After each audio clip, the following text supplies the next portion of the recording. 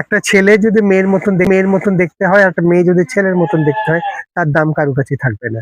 তো খুব প্রয়োজন জানার, যখন তুমি একটা গরু কিনতে যাবা, এই গাভীটার দুধ কতটুকু দেবে, কিরকম দেবে, কতটুকু না কিরকম দেবে, সেইটা বোঝার জন্য কতগুলো লক্ষণ লাগবে। তার মধ্যে প্রথম কথা হচ্ছে যে চামড়া। একটা ছেলের চামড়া একটা মেয়ের চামড়ার মধ্যে একটা পার্থক্য আছে। ছেলেদের চামড়া একটু খসখসে হয়, একটু মোটা হয়, একটু শরীরের সাথে লেগে থাকে, কিন্তু মেয়েদের চামড়া একটু সফট হয়, একটু পাতলা হয়। গাভীর ক্ষেত্রে তাই হয়।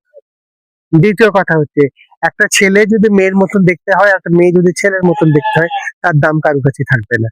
তো কোন গাভী যদি ষাঁড়ের মতন দেখতে হয়, অর্থাৎ সিনা টান, কোমর চিকন, ব্যাটা ছেলে যা হয়, সিংহর যা হয়, কোমর চিকন, সিনা টেঁয়া, গাভী যদি এরকম হয় তাহলে হয়েছে কাম। ওটা হচ্ছে গাভীর বহির্ভূত হয় না। এটা ষাঁড়ের মতন গাভী, এটা ভালো দুধ দেবে না। যদি গাভীর চামড়া মুখে খামচে না ধরতে পারে, তাহলে সে গরু, সেই গাভী ভালো ভালো গরু না। দুধ দেবে না। নিচের মধ্যে আমি দেখো মিল্ক ভেইন, বাঁ দিকে যেটা দেখা যায়, মোটা শিরা যাচ্ছে। এই শিরাটা যত প্রমিনেন্ট হবে, মোটা হবে, মাঝখানে আবার একটা ভাঁজ করা আছে, সে তত ভালো দুধ দেবে।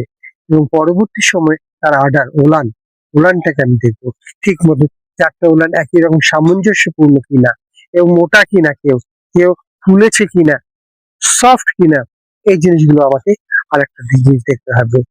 গাই গরুর স্বাস্থ্য একটু ভাঙা হবে, অর্থাৎ বুকের হাড্ডি বাটাগুলো কষ্ট হতে হবে। দেখা যাবে, দেখা না যায় ওইটাও ষাঁড়ের মতন গরু হয়ে গেল, গাই হয়ে গেল, সেটাও কিন্তু ভালো দুধ দেবে না। তুমি যখন তোমাকে নিয়ে যখন গৃহস্থ গরু কিনতে যাবে, সেই সময় যদি গাভীর জন্য, দুধের জন্য হয়, তাহলে একরকম চিন্তা করবা, যদি মাংসের জন্য হয় তাহলে আরেক রকম চিন্তা।